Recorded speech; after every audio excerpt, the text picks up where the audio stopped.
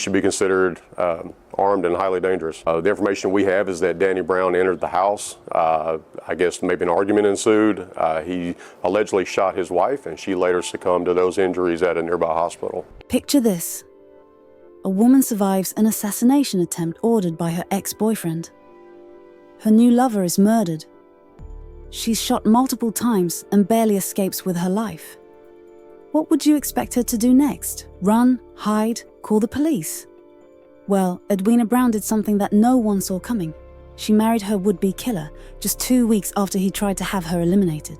Oh, I love you like I've never ever loved somebody. This is your man. Yes. Look at the screen. That's mine. And I'm gonna stick beside him. And that's what you're gonna settle for. I'm gonna stick beside him. This is the story of Edwina Brown. Before we get too deep, please remember to like, add, comment, and subscribe if you find value in these discussions. This story takes us to Little Rock, Arkansas, a city that's no stranger to violence. With a crime rate 209% higher than the national average, chances of becoming a murder victim here are 1 in 7,435. But for Edwina, the danger wasn't lurking in the streets. It was sleeping right next to her.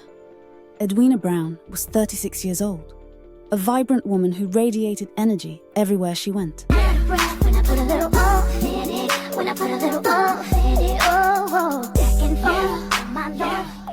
She was the youngest of 4 children, born and raised in Little Rock. After high school, she earned her associate's degree and built a career as a phlebotomy technician. But Edwina wasn't just about drawing blood samples. She had dreams. She started her own clothing line called Bedosia's Beauty Boutique, later transitioning to work at Blue Cross Blue Shield. But Edwina's true passion? Dance. For 4 years, she poured her heart into coaching the Bejeweled dance team, with her own daughter serving as team captain. Listen to her excitement in this clip from last year. Tomorrow, Bejeweled Dance Company is hosting a major competition. We got people from Louisiana, Kentucky, Missouri, Tennessee that's going to be competing for the Slade Championship title. You can hear the joy in her voice, can't you? This was a woman who lived life to the fullest. She spread laughter on social media. If I say, damn, she a lame-ass, loser-ass bitch, and you say, not too much, that's my cousin. Your cousin is a lame-ass, loser-ass bitch. That's not changing nothing. I'm saying sorry for you. And above all, she was a devoted mother who took immense pride in her children. Having a daughter is God's way of saying, here. I thought she could use a lifelong friend. But there was a dark shadow hanging over Edwina's life. His name was Danny Morris Brown. Danny was 37 years old, and he had a history that should have been a massive red flag. At just 17, he'd been charged with manslaughter after a botched robbery left one of his accomplices dead. He served 5 years in prison. Multiple arrests for domestic battery followed. This man was dangerous. Edwina and Danny had dated on and off for years. Family members described their relationship as very difficult. Danny was controlling and physically abusive. So, in 2012, Edwina did what any smart woman would do. She broke up with him and started dating someone new. His name was Daniel Hill, and he was 21 years old. Edwina was happy. Finally, she'd found someone who treated her right. But Danny Brown, he was furious. Now, here's where this story takes a shocking turn. Danny didn't just move on. He didn't just accept the breakup. No, he hired 2 hitmen to eliminate both Edwina and her new boyfriend. According to police testimony, Danny's instructions were crystal clear.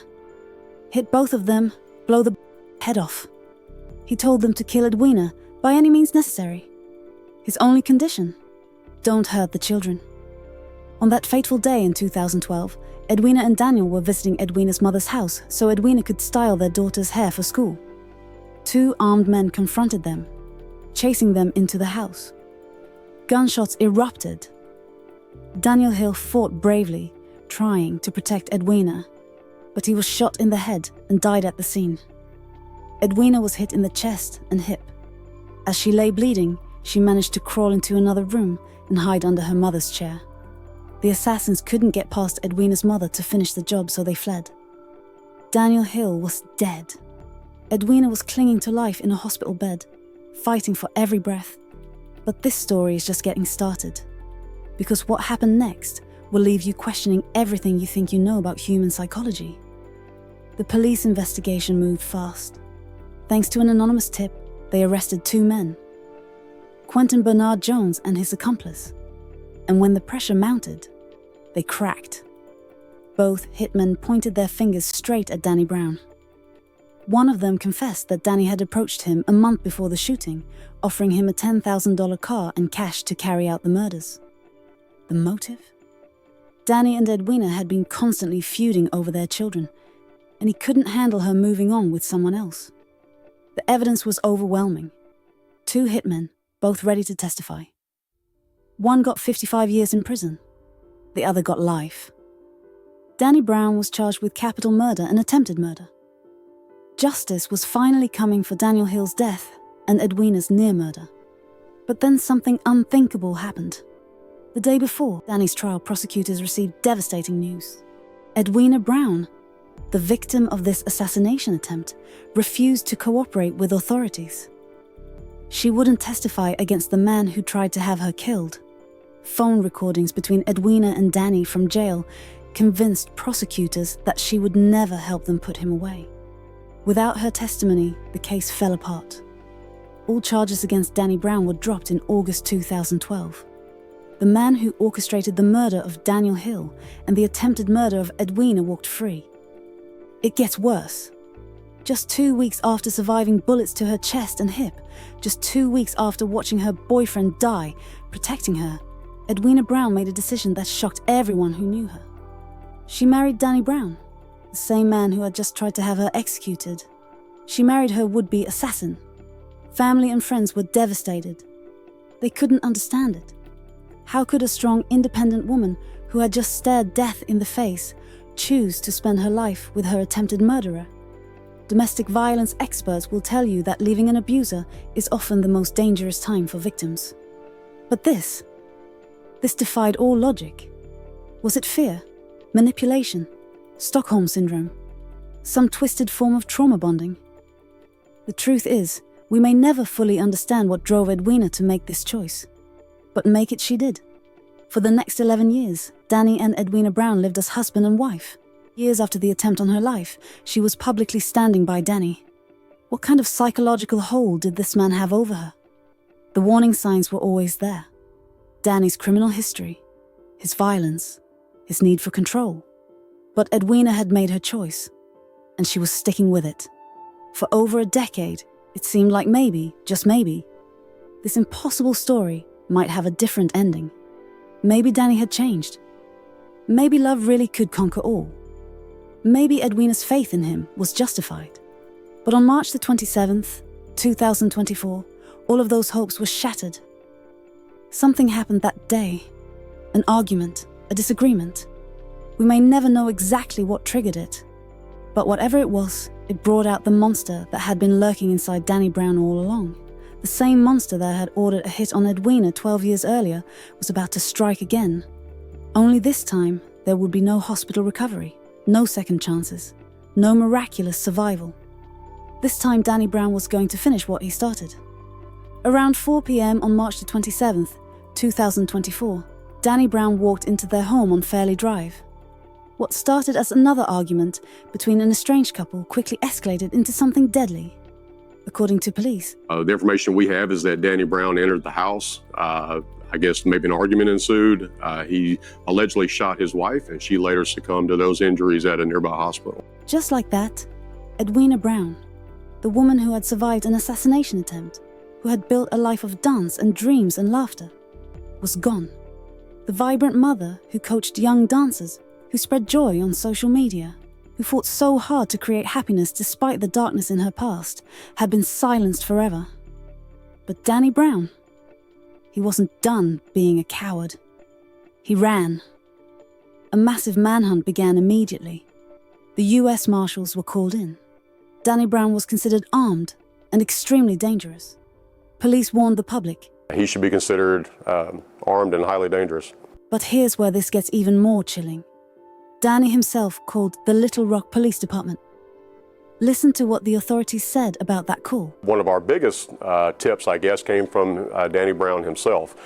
He actually called the Little Rock Police Department, gave a statement to them, and then made the statement that he would basically either harm himself or harm others if he was ever cornered by, anyone, especially law enforcement. This man was threatening to go out in a blaze of violence.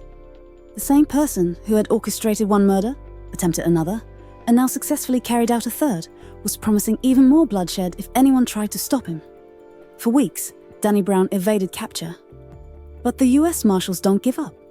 They tracked him all the way to Dallas, Texas, to an apartment complex where he thought he was safe. Danny Brown was arrested by U.S. Marshals at an apartment complex in Dallas, Texas. Marshals tracked Brown to a Dallas apartment over the weekend.